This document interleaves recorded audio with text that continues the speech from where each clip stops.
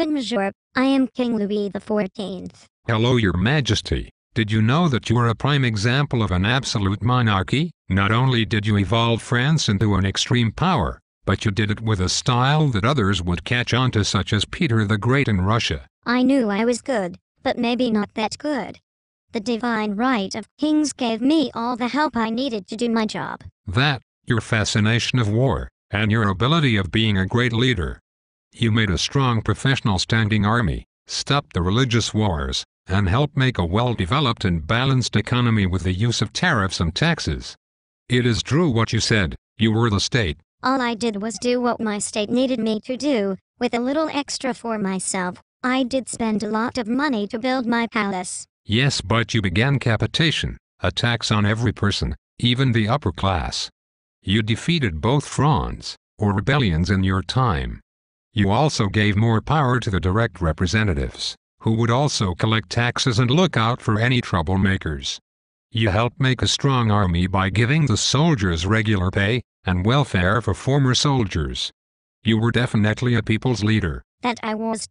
But instead of politics, I really enjoy art. I even encourage the teachings of it. Yes, along with enlightenment, many new higher-level education establishments were created, with art being a major influence within the universities. The Enlightenment met the church head-on, tackling previously avoided issues. It was, at least initially, an act of great courage to defy the church. Kant said sapere auder dare know. Having courage of your own understanding. In particular, the Enlightenment allows people to question anything. That's true, but Enlightenment led to the devastating 30 Years' Wars from 1618 to 1638.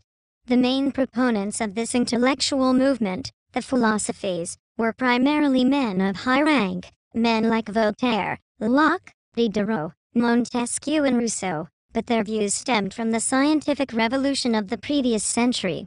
The discoveries of Galileo, Kepler and Newton in physics and cosmology revealed a universe that was infinite, yet governed by universal laws that could be discovered by the human intelligence. Now that you are done, let's get back to art.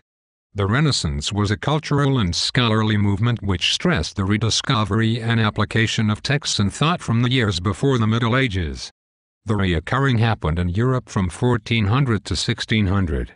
Art was a major factor. Watercolors were invented and paintings resembled imitations of nature.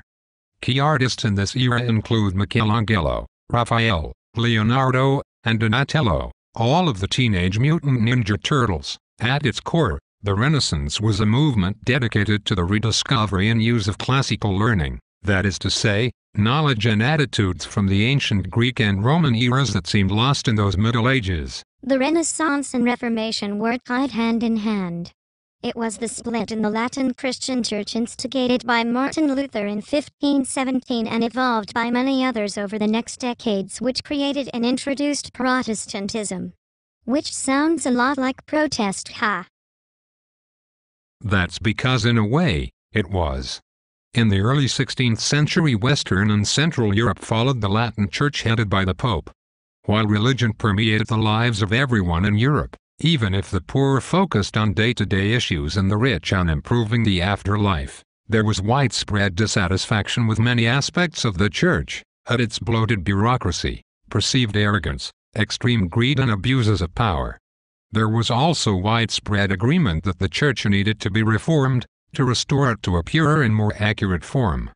While the church was certainly vulnerable to change, there was little agreement on what should be done. So a summary of what happened in Reformation was souls were saved without the cycle of penitence and confession, which was now sinful, by faith, learning in the grace of God. Scripture was the sole authority, to be taught in the vernacular.